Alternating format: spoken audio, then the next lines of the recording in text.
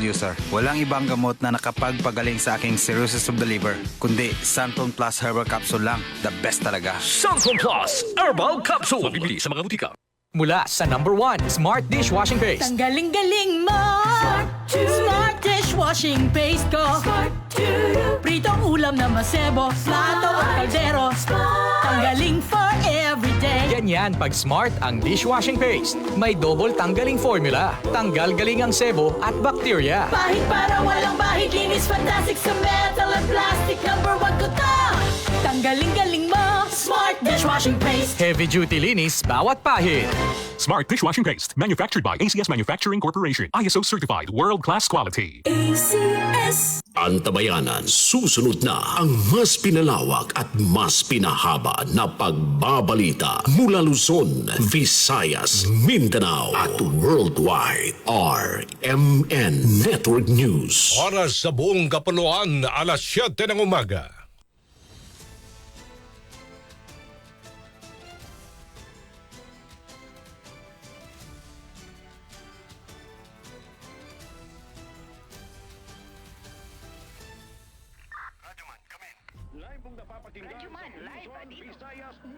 Narito na ang mahahalagang kaganapan sa loob at labas ng bansa. Unang-una mong sa bayan na po tayong napapakinggan sa 65 RMN stations nationwide. Nandito tayo ngayon sa Ilagang Signal TV Channel 309 Aris Ligapon kita drip. at sa WRMN New York, USA. Wala pang ibang reporter dito. Napapanood din tayo sa YouTube at Facebook channel ng RMN Worldwide. Mula po sa RMN Broadcast Studios, Atlanta Center, Manila. Narito ang inyong kasamang tagapagbalita. Huwebes ngayon, 20 sa buwan ng Marso taong 2025, may budag. Ito po si Radyoman Aljo Bendijo. At Radyoman Zander Kayabyab. At narito ng ulo ng mga mainit na balita. All Foreign Defense Team binubuo para sa legal team ni dating Pangulong Rodrigo Duterte sa International Criminal Court. Pagdinig ng Senado sa pag-aresto kay dating Pangulong Duterte, kasado na ngayong araw, jurisdiksyon ng ICC sa Pilipinas tatalakayin. Nalilito tayo unang sinabi walang jurisdiction. 200 dayuhan nahuli naman sa sinalakay na Pogo Hub sa Makati. 2 nagbebenta ng lupa na hindi naman nila pag-aari arestado sa Davao City. Lalaki patay matapos barilin ng kanyang nakatatandang kapatid sa Malaybalay City sa Bukidnon. Bilang ng mga lugar sa bansa na nasa red category ngayong 2025 midterm elections bumaba. At sa ibayong dagat, 6 patay sa tumaob na sasakyang pandagat sa Mediterranean Sea. 40 sakay nito nawawala.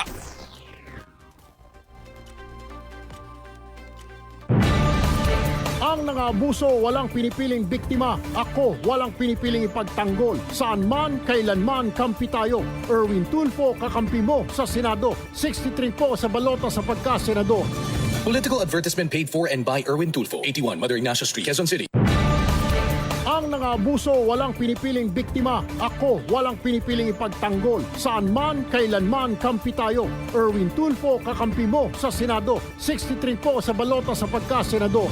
Political advertisement paid for and by Erwin Tulfo, 81 Mother Ignacia Street, Quezon City. Puti at merong aini, andang palagi sa puso sawi. Siya ang tumahid. Puti at merong aini, andang palagi. Ang aming utang, kanyang ginawin. Puti at merong aini, andang palagi. Ipinalit niya namin hindi. Salamat at merong aini, nandyan palagi. Ay pa rin sa Senado, number 39 sa balota. This political advertisement is paid for and by Maria Imelda R. Marcos, 204 Mariano Marcos Street, San Juan, Metro Manila. RMN Network News. Alas 7:04 ng umaga. Detalye ng ating mga balita, binubuo na ang isang all-foreign defense team na tatayong legal counsel ni dating Pangulong Rodrigo Duterte sa International Criminal Court. Ayon kay Vice President Sara Duterte, hindi na magiging bahagi sina dating Executive Secretary Salvador Mejaldea at dating Presidential Spokesperson Attorney Harry Roque. Anya kapag nabuo na kasi ang defense team ng kanyang ama, ay kakalas na si Mejaldea sa legal team na nagpapagaling ngayon sa ospital. Habang nais naman ng dating Pangulo na mag-focus na lang si Roque sa petisyon itong asylum doon po sa Dahig. Paliwanag pa ni VP Sara, limitado lamang ang slot para sa mga abogado na kakatawan sa kanyang ama at nais nila na ang mga abogado ay may karanasan sa ICC cases. Target namang mabuo ang Duterte legal team sa loob ng 1 linggo. Una nang inanunsyo ng ICC ang pagkakatalaga ng British-Israeli lawyer na si Nicholas Kaufman bilang legal counsel ni Duterte. Samantala, muling nagkausap si VP Sara at dating Pangulong Rodrigo Duterte kung saan maayos pa rin ang kanyang kalagayan habang nasa loob pa rin ng ospital ng ICC Detention Center. Sinabihan din siya ng kanyang ama na umuwi na ng Pilipinas at wag nang papuntahin ang iba pa niyang mga kapatid na sina Davao City Mayor Sebastian Duterte, Davao City Representative Paulo Duterte at Kidi Duterte sa Den Haag o sa Dahig. Patuloy ang pagpapagaling ni dating Executive Secretary Salvador Mejaldea sa ospital sa Dahig matapos na sumama ang kanyang pakiramdam. Ayon kay Senador Robin Hood Padilla, bumubuti ang kalagayan ni Mejaldea at nakakausap naman niya ito. Subalit kailangan pa ring nakakonfine para magpagaling. Kahit nasa ospital, sinabi ni Padilla na hindi pa rin nawawala sa dating kalihim na magbigay ng bilin para kay dating Pangulong Rodrigo Duterte. Una nang nagpasalamat si Mejaldea sa senador sa pag-alalay nito sa kanya mula sa pagsakay sa ambulansya hanggang makarating ng ospital at dalhin sa emergency room. 7:06 ng umaga, arkada naman ngayong araw. Dito muna tayo dahil pagkakaresto ni dating Pangulong Rodrigo Duterte, kasalanan din mismo ng Duterte administration ayon yan sa Malacanang. Report mula kay Rajman Chanel Salazar. Walang ibang dapat sisihin sa pagkakaaresto ni dating Pangulong Rodrigo Duterte kundi ang mismong Duterte administration. Tugon ito ng palasyo sa mga batikos kung bakit hindi muna dininig ang kaso ng dating Pangulo sa Pilipinas bago dalhin sa International Criminal Court na nagpapakita lamang na mahina ang justice system ng bansa. Ayon kay Palace Press Officer Undersecretary Claire Castro, ang dapat na questionin dito ay ang administrasyong Duterte dahil noong November 2021 humiling ang nakaraang administrasyon sa ICC na suspindihin muna ang investigasyon sa war on drugs at nangakong magsasagawa ng sariling pagsisiyasat at pananagutin ang mga may sala. Pero noong June 2022, bago pa man manumpas si Pangulong Ferdinand Marcos Jr. sa pwesto, sinabi anya ng ICC prosecutor na hindi natupad ng administrasyong Duterte ang pangakong magsagawa ng investigasyon at kasuhan ng mga responsable sa extrajudicial killings. Mas magandang tanungin natin yung nakaraang administrasyon. Dahil November 2021, humiling ang gobyerno, ang administrasyon mismo ni dating Pangulong Duterte. At ito naman yung nakarecord na ipahinto muna ang pag-iimbestiga ng prosecutor, ng ICC prosecutor, at dahil magsasagawa sila ng pag-iimbestiga, magsasampa ng kaso na dapat isampa. That's November 2021. Lumipas ang panahon, June 2022, hindi pa po nanunumpa si Pangulong Marcos. Sinabi po ng ICC prosecutor na hindi nagampanan ng administrasyon ni dating Pangulong Duterte yung pangako, yung undertaking na sila magsasagawa ng pag-iimbestiga at magsasampa ng karampatang kaso. Giit ni Castro, ang hindi pagkilos na ito ng administrasyong Duterte ang nag-udyok sa ICC na arestuhin ng dating Pangulo at kalaunay inilipat sa The Hague, Netherlands. Wala rin anyang pagkukulang dito ang administrasyong Marcos dahil unang-una, paano nila may pagpapatuloy ang investigasyon kung wala namang sinimulan ang Duterte admin? Kung meron po siguro dapat sisihin kung bakit nagpatuloy ang ICC, yun na rin po ay ang dating administrasyon dahil hindi sila agad kumilos patungkol dito sa mga kasong ito. Di po ba dapat sila nga muna ang nagsimula? Para kung meron pong dapat na ipagpatuloy ang administrasyong Marcos patungkol sa pag-iimbestigang yan, ay dapat na simulan na po. So wag natin ipahid ang kasalanang ito sa administrasyon ni Pangulong Marcos. Sabi pa ni Castro, mabuti na lamang anya ay nasimula ng pagdinig sa Quad Committee sa Kamara at doon naungkat ang totoong mga pangyayari sa war on drugs ni dating Pangulong Duterte. Kasama mo sa DZXL RMN Manila, Radyoman Chanel Salazar, Tatak, Arimen. Paghilom ng bansa mangyayari lamang kung may babalik sa Pilipinas si dating Pangulong Duterte. Sinong nagsabi niyan? Radyoman Conde Batak. Iginiit ni Senator Ronald Bato de la Rosa na mangyayari lamang ang paghilom mula sa mga sugat sa mga nangyari kapag naibalik sa bansa si dating Pangulong Rodrigo Duterte. Ang reaksyon ni de la Rosa ay kaugnay sa idaraos na pagdinig ng Senado patungkol sa naging pag-aresto ng International Criminal Court o ICC kay Duterte. Umaasa ang senador na magiging lunas sa pagkakahati-hati ng mga Pilipino ang motu proprio investigation ng Senate Committee on Foreign Relations na pangungunahan ni Senator Amy Marcos. Subalit, sinabi ni de la Rosa na lubhang malalim na ang sugat na naranasan lalo na sa kampo at mga kaalyado ni Duterte kaya't sa ngayon ay wala siyang nakikitang agarang lunas sa nangyaring pag-aresto sa dating Pangulo maliban na lamang kung maibabalik sa bansa si Duterte. Samantala hindi naman tiyak ni de la Rosa kung makakadalo siya sa nasabing pagdinig ngayon at kung sakali man ay wala rin siyang magagawa dahil naroroon na sa dahig ang dating Pangulo. Kasama mo sa DZXL RMN Manila, Radyoman Conde Batak, Tatak, RMN. 7:10 ng umaga. Aaragkada naman ngayong araw ang pagdinig ng Senado kaugnay sa pag-aresto kay dating Pangulong Rodrigo Duterte dahil sa kinakarap na crimes against humanity sa International Criminal Court. Pangungunahan ni Senate Committee on Foreign Relations Chairman Amy Marcos ang investigation ukol sa usapin kung naging tama ba o hindi ang naging pag-aresto sa dating Pangulo. Sa panayam ng DZXL RMN Manila, sinabi ni Senator Amy na malagang malaman kung nasunod ang due process at kung nalabag o hindi ang karapatang pantao ng dating Pangulo.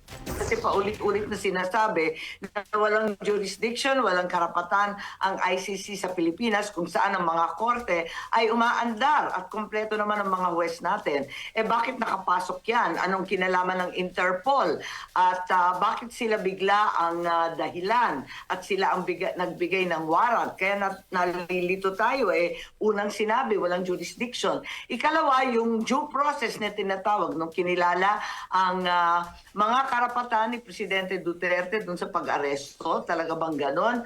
Ang dapat yung warrant of arrest, ano ba yung itsura? Ano pa ba yung dapat nating isipin kung exception ba ito o hindi? Yung mahiwagang Article 59 na binabandera. Imbitado naman sa pagdinig ang mga ahensya na sangkot sa pag-aresto tulad ng PNP, Department of Justice at CIDG, habang inimbitahan rin ang Department of Foreign Affairs at mga eksperto sa international law upang magbigay ng kaliwanagan sa naturang issue. DOJ tiwalang kayang ipagtanggol ang gobyerno kaugnay ng petisyon hinggil sa pagkakaaresto ni dating Pangulong Duterte. Kasama natin mula Maynila, Radyoman Eman Mortega. Jose Man. Iwala nga si Justice Secretary Jesus Crispin Remulla na kaya ng Department of Justice o DOJ na tumayo sa Korte Suprema para ipagtanggol ang naging desisyon ng gobyerno na isurrender sa International Criminal Court si dating Pangulong Rodrigo Duterte. Ang payag na ito ng kalihim ay bunsod na rin ang ginawang pagtanggi ni Solicitor General Menardo Guevara na huwag hawakan ang petition for habeas corpus na isinampa ng magkakapatid na Duterte. Ayon kay Remulla, mas maraming magagaling na abogado ang DOJ kumpara sa Office of the Solicitor General. Ayaw na rin makapagtalo pa ng DOJ kung ano ang motibo ng Solgen sa pag-atras ito dahil mas kailangan daw nila na tutukan ang kanilang magiging argumento. Gate pa ni Remulla, malakas ang laban ng gobyerno laban sa petisyon at naniniwala siya na tama lamang ang ginawang desisyon ng pamahalaan sa naging kaso ni dating Pangulong Duterte. Kasama mo sa DZXL RMN Manila, Radyoman Eman Mortega, Tatak RMN. Sa Madalad, naniniwala naman ng mahigit 50% ng mga Pinoy na dapat mapanagot si dating Pangulong Rodrigo Duterte sa mga extrajudicial killings dahil sa war on drugs. Sa survey ng SWS Social Weather Station na kinumisyon ng Stratbase, 51% ng mga respondent na nagsabing dapat na managot ang dating Pangulo sa mga patayan sa ilalim ng kanyang administrasyon. Nasa 25% naman ang hindi sang-ayon na panagutin ng dating Pangulo at 14% ang undecided habang 10% ang hindi nagbigay ng kanilang opinyon. Naitala sa Visayas ang pinakamaraming Pinoy na gustong mapanagot si Duterte sa EJK. Ang survey ay sinagawa noong 15 ng Pebrero hanggang 19, February 15 to 19, at mayroong 1,800 adult respondents nationwide. Philippine Army patuloy ang paalala sa mga sundalo na manatiling non-partisan. Kasama natin sa balita, Radyoman Angel Garcia.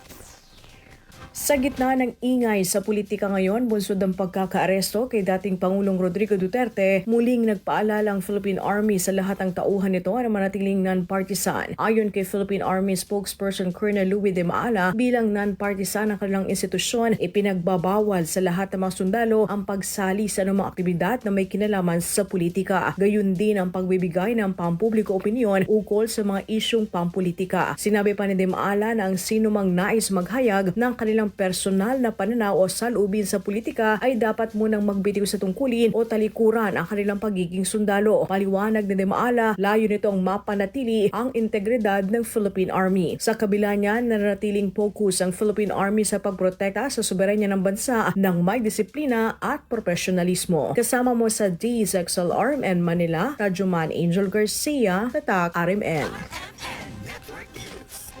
Sa bantala, Napolcom 10, walang na-monitor na pulis sa riyon na nagpaabot sa social media ng pagkadismaya sa nangyayari sa bansa laban sa gobyerno. Report gikan kang Radyoman Anjane Duhay Lungsod, RMN Cagayan de Oro.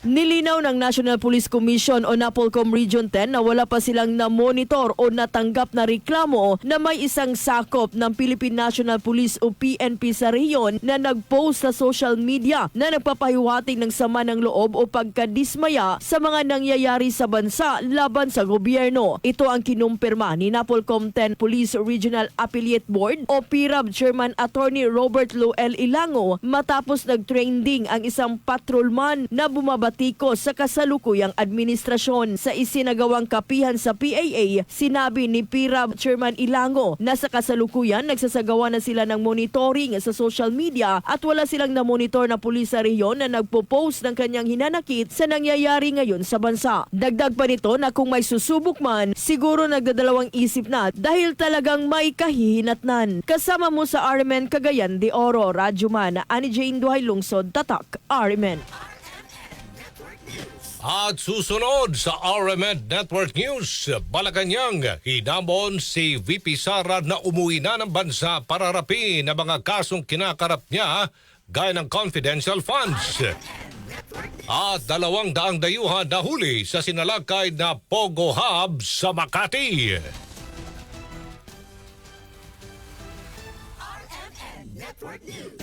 Pamilyang Pilipino, binigyang saya ni Pia. Proteksyon para sa mga ina at mga bata, sinulong ni Pia sa Expanded Breastfeeding Promotion Act. Expanded Maternity Leave, ngayon 105 days na. Kampiyon ng mga atletang Pilipino. Doktor para sa bayan, patas ni Pia para sa kalusugan ng lahat. Pia Cayetano, kailangan ibalik sa Senado. Political advertisement is paid for and by Pilar Juliana Sharon Cayetano, Paragon Plaza Condominium, EDSA Corner, Reliance Street, Mandaluyong City. Ang nangabuso walang pinipiling biktima. Ako walang pinipiling ipagtanggol. Saan man, kailanman, kampi tayo. Erwin Tulfo, kakampi mo sa Senado. 63 po sa balota sa pagka-senador. Political advertisement paid for and by Erwin Tulfo, 81 Mother Ignacia Street, Quezon City. Ang nangabuso walang pinipiling biktima. Ako walang pinipiling ipagtanggol. Saan man, kailanman, kampi tayo. Erwin Tulfo, kakampi mo sa Senado. 63 po sa balota sa pagka-senador. Political advertisement paid for and by Erwin Tulfo, 81 Mother Ignacia Street, Quezon City. Alas 7:19 sa Kabuntagon, Mayong Buntag. Dalawang menor de edad sa Iloilo City pinaboxing ng barangay Kagawad dahil hindi nagpaawat sa kanilang away. Detalye gikan kang Radyoman Rezi Bordon, RMN Iloilo Mayaga.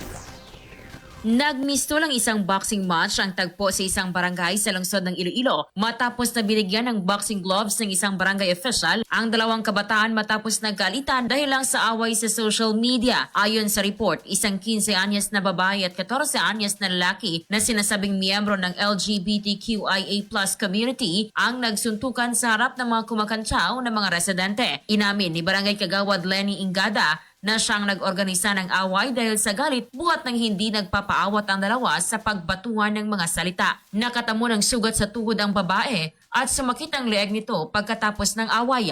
Labis naman na ikinagalit ng mga magulang ng dalawang minor de edad ang paraan ng pagdisiplina ng kagawad sa kanilang mga anak. Samantala sa isinagawang case conference, kasamang City Social Welfare and Development Office o CSWDO, nag-areglo ang magkabilang panig at isinailalim naman sa rehabilitative counseling ang dalawang minor de edad. Kasama mo sa DYRI, RMN Iloilo, Radyoman Rezi Danyoso Bordon, Tatak, RMN. Sa Davao naman, dalawang nagbebenta ng lupain na hindi nila pag-aari, arestado. Kasama natin sa Balita Radyoman Karin Beltran ng RMN Davao. Nasa kustodiya na ng National Bureau of Investigation Southeastern Mindanao Office o NBI Semro 11 ang dalawang babaeng sinasabing nagbebenta ng lupang hindi nila pagmamayari at iprenesenta na sa media kahapon na March 19, 2025. Ayon kay Attorney Archie Albawa, ang NBI Semro Director, na naaresto ang dalawa matapos na nahuli sa akto na nagbebenta ng lupa kahit hindi ito lisensyado at walang pahintulot sa may-ari. Iginiit din ng opisyal na ang dalawa ay nagpanggap ng mga lisensyadong broker ng isang real estate. Di umanong nagpresenta din ang mga suspect ng special power of attorney upang maibenta ang lupa sa Barakatan Turil, Davao City, ngunit wala itong pahintulot sa isang may-ari. Napag-alaman na ang mga suspect ay naibenta ang lupa sa kliyente at nakatanggap ng 1.7 million pesos para sa 2.3 hectares na lupa at isa pang 300,000 pesos ang natanggap para naman sa 1.7 hectares na lupa. Matapos na malaman ng mga kliyente na may mga problema ang mga suspect ay agad itong humingi ng tulong sa NBI 11 kaya naganap ang pagsisiyasat na nauwi sa pagkahuli ng mga suspect. Nakatakda namang mahaharap sa patong-patong na kaso ang mga suspect kaugnay sa Real Estate Service Act, estafa at falsification of documents. Kasama mo sa DXDC-RMN Davao, Radyoman Karin Beltran, Tatak, RMN. Samantalay na mo naman ng Malacanang si Vice President Sara Duterte na umuwi na sa bansa para harapin ang mga isyong kinakarap nito gaya na lamang nagmanumalyang paggamit ng confidential funds ng Office of the Vice President.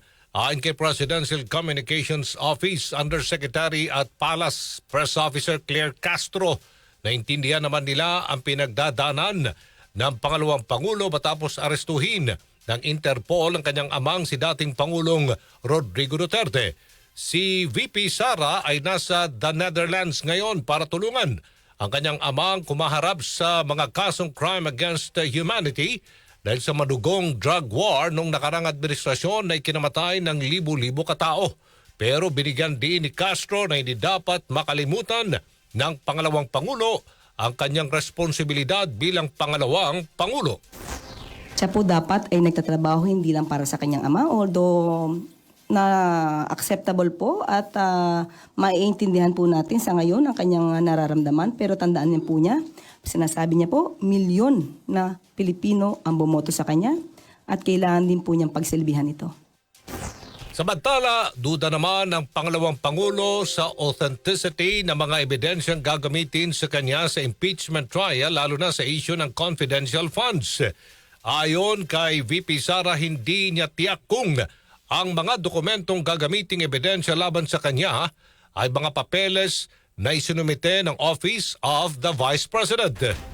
Walang kamatayang confidential funds na na atake. Ay naku, itigil na yung kalokohan yan. Klaro lang sasagot yan because as we speak, hindi namin alam how they handle the chain of evidence talaga. Hindi natin alam kung yan ba nga talaga yung sinabi ng Office of the Vice President at this point. Hindi na natin alam. ang sunurang tinig ni Palas sa Press Officer Claire Castro at Vice President Sara Duterte. Liderato ng Kamara, tiniyak na handang-handa na ang House Prosecution Team para sa impeachment trial. Kasama natin sa Balita XL Radyo Man 1, Grace Mariano.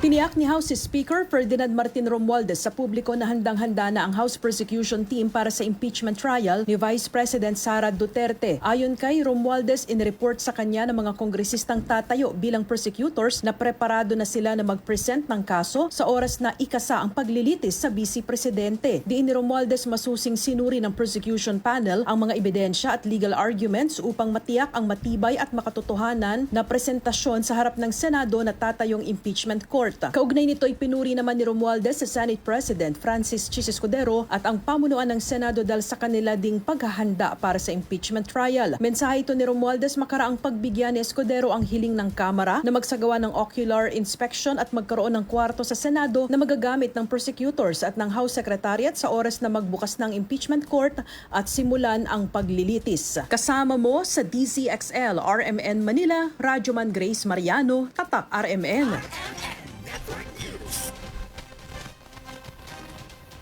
Samantala, arestado ang 200 dayuhan sa sinalakay naman na Pogo Hub sa isang kilalang commercial building complex sa lungsod ng Makati. Ayon sa Presidential Anti-Organized Crime Commission, magsisilbi lamang sila ng arrest warrant sa isang wanted person sa 21st floor ng gusali.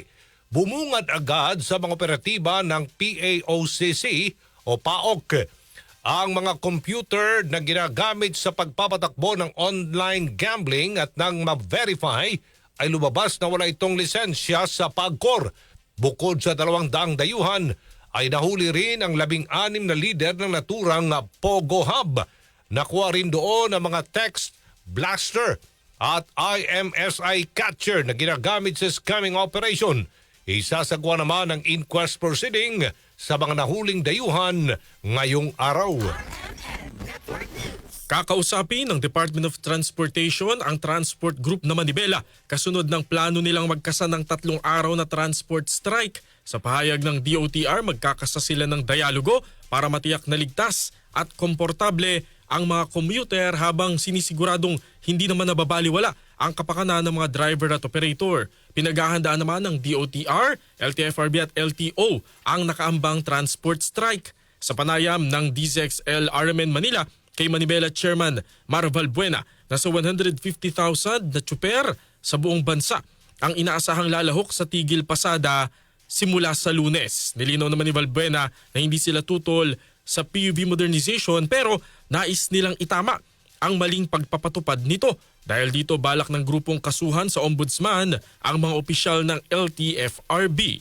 Paulit-ulit po nating sinasabi, hindi naman kami against dyan. Maling-mali lang po talaga yung implementasyon. Iharap nila sa atin, kumuha sila ng dokumento, sabihin ng bangko na itong mga to ay successful. Pangalawa ho, yung pagpag-tridor sa atin, pagsisinungaling ng mga taga-LTFRB. Hindi po katanggap-tanggap yan sa bansa natin na yung mga namumuno, puro kasi yung nungalingan ang pinapakita at pinaparamdam sa taong bayan, lalo na sa presidente. Ang datos lang pala, ayon kay Secretary Vince Dizon, 43%. Mix pa ito ng hindi lang jeepney, kasama po yung UB Express at saka mga buses. And then ang sinasabi nila, 86% na ang nag-consolidate. Kasi nungalingan yan, dapat makasuhan tong mga to sa ombudsman, hindi lang po basta tanggalin. Si Manibela Chairman Marval Buena sa panayam ng RMN Manila. Alas 7:28 ng umaga, asahan pa rin ang traffic sa North Luzon Expressway ng ilang linggo matapos masira ang Marilao Bridge diyan sa Bulacan dahil sa 2 truck na sumabit. Sa panayam ng DZXL RMN Manila kay Robin Ignacio, NLEX Traffic Senior Manager, mayroong unang truck na sumabit sa tulay at pagkatapos ng mahigit 1 oras lamang ay may sumabit na namang trailer truck na nagdulot ng matinding traffic. Posible anyang abutin ng 2 hanggang 3 linggo bago makumpuni ang nasirang tulay at mananatiling sarado ang 2 lane ng northbound habang isinasaayos ang Marilao Bridge. Pinayuhan muna ang mga motoristang dumaan sa mga alternatibong ruta. Labas naman po kami sa aming social media yung mga pwedeng rerouting po na maaring daanan ng ating mga motorista para lang po mabawasan po yung matinding pagsikip ng daloy ng traffic dito sa loob ng expressway. Si Robin Ignacio, NLEX Traffic Senior Manager sa Panayam ng DZXL RMN Manila. Sa pagbabalik ng RMN Network News, mga lugar na nasa ilalim ng red category sa nalalapit na halalan bumaba sa 36. At isang pating sumadsad sa baybayin sa boundary ng Kasinan at Tubay, Agusan del Norte.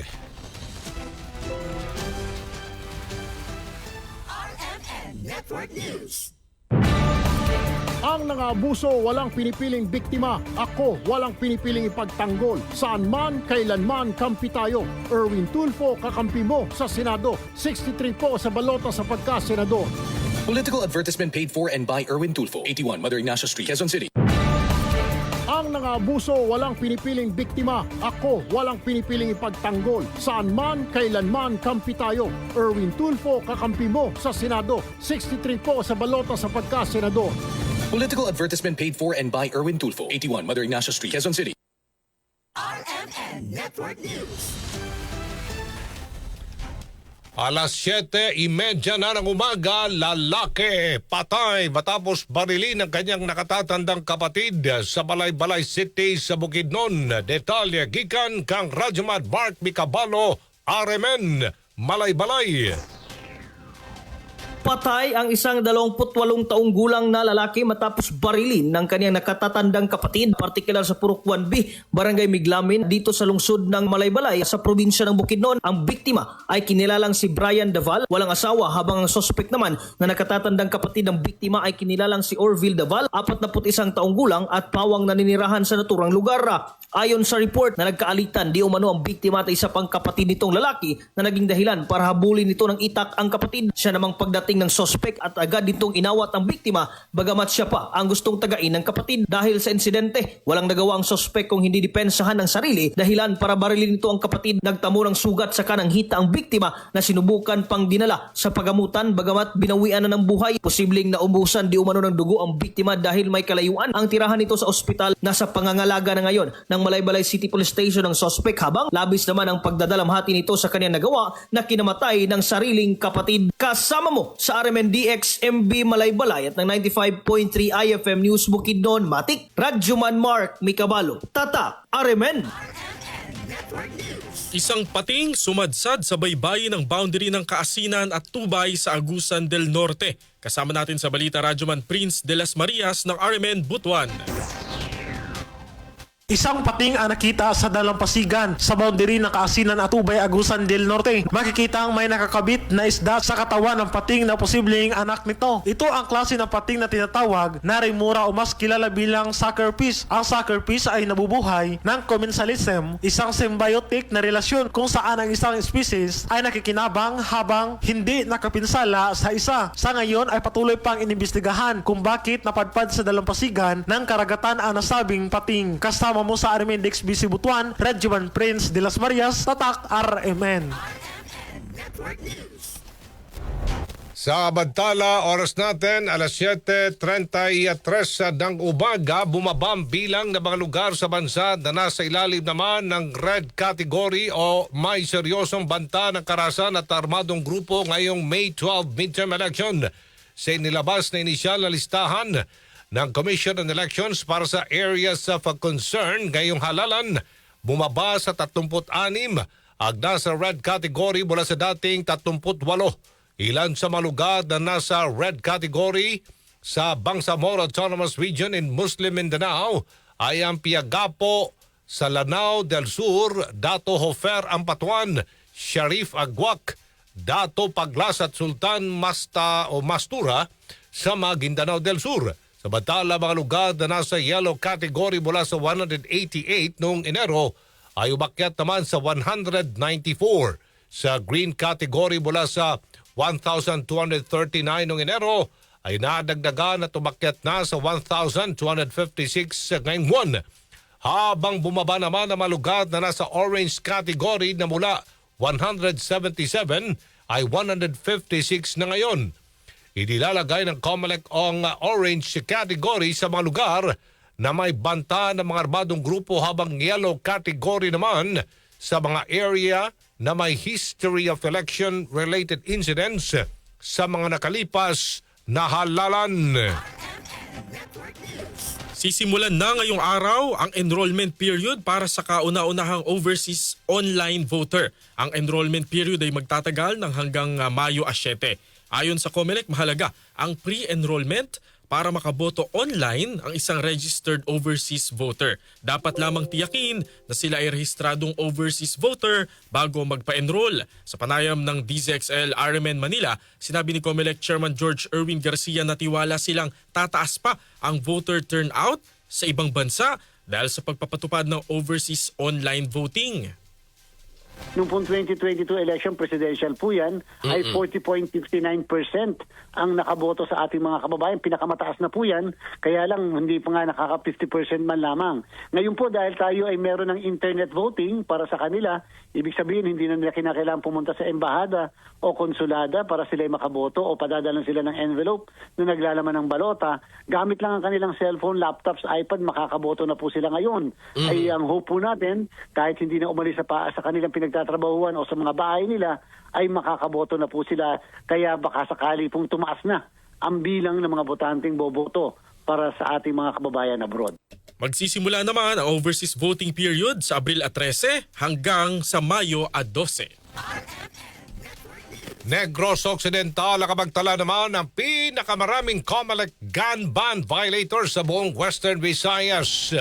Detalye gikan kang Radyoman Albert Hiner, RMN Bacolod, Bangaga.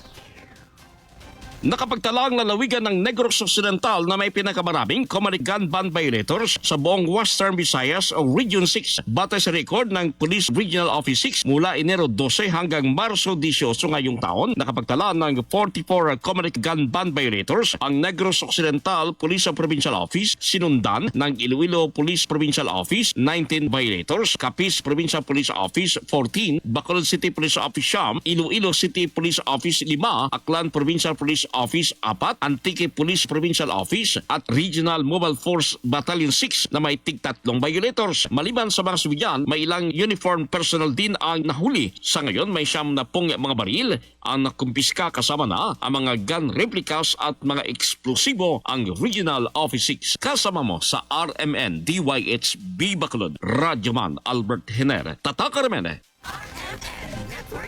Klase sa ilang lugar sa Eastern Visayas sinuspinde dahil sa shear line. Kasama natin sa Balita Radyoman Justin Traya ng RMN Tacloban.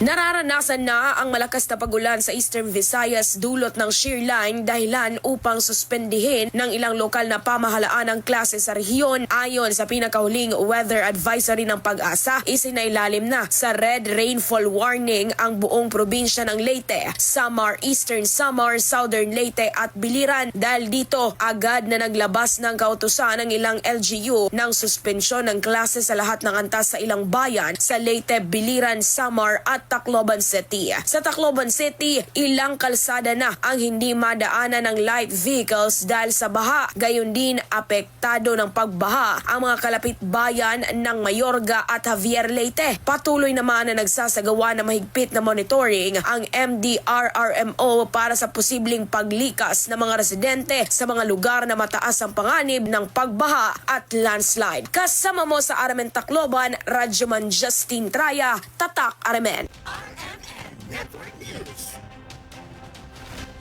Sa bantala, balita po sa ibayong dagat, patay ang 6 na mga migrante at refugees, habang 40 iba pa ang nawawala matapos na tumaob ang isang sasakyang pandagat sa Mediterranean Sea. Ayon kay UNHCR Representative Chiara Cardoletti, nilisan ng maliliit na bangka ang Tunisia nitong Lunes, sakay ang nasa 26 na mga pasahero nang tumaob ito malapit sa isla ng Lampedusa. Nailigtas naman ng Italian Coast Guard ang 10 pasahero at kasalukuyan nagpapatuloy sa isinasagawang search and rescue operation. Batay sa salaysay, ng mga nakaligtas na hulog sa karagatan. Ang ilan sa mga missing kung saan ang galing ang mga ito ng Ivory Coast, Mali, The Gambia at sa Cameroon.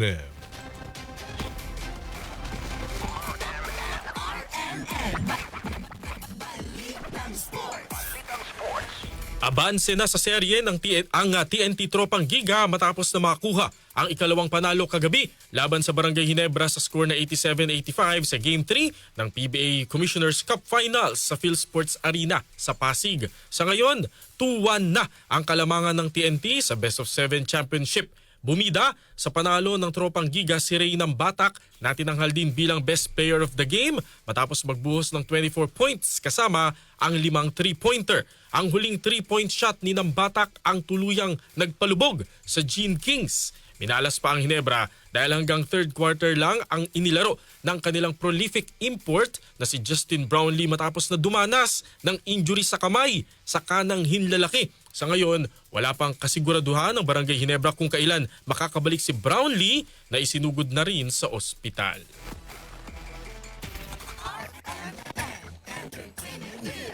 Hoy! Si Catherine Bernardo. May hugot ngayong nalalapit na ang kanyang karawan. Ano kaya yan? Diyosa yan! Sa detalye, anong hugot yan, Diyosa? Porbida. Good morning. Morning. Ito Aljo sa Kuya Santer. Hello. Hello.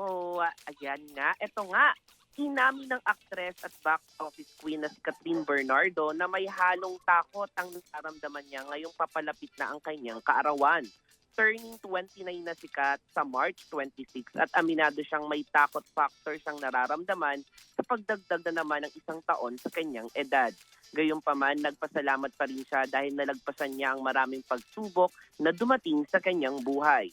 Say pa ng aktres, patuloy siyang magiging matapang sa life at tatanggapin kung anong meron siya. Sa huli, lubos din na nagpapasalamat si Catherine sa mga blessings na natatanggap niya, lalo na sa kanyang career. Nabatid na isa sa mga isyong nagpaingay kay Kat ay nung naghiwalay sila ni Daniel Padilla matapos ang 11 years na relasyon. At yan ang entertainment news na nag-iisang Diyosa sa Balatang Radyo. Ako si Josayan sa Top RMN. Thank you, Josayan.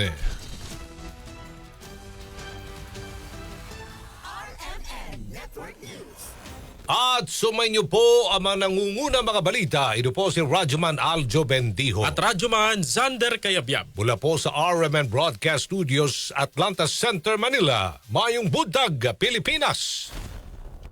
Inyo pong natunghayan ang RMN Network News. Malaki ang